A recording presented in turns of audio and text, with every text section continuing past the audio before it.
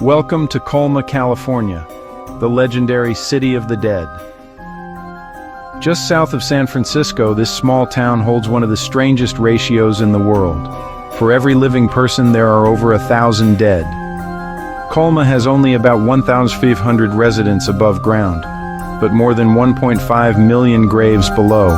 Its story began in the late 1800s during the Gold Rush era.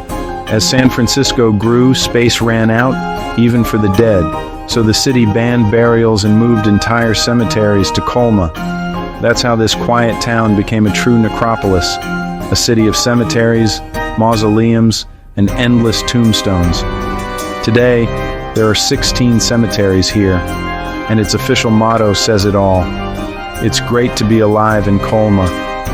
Hidden in plain sight, Colma remains one of America's most unusual and unforgettable towns.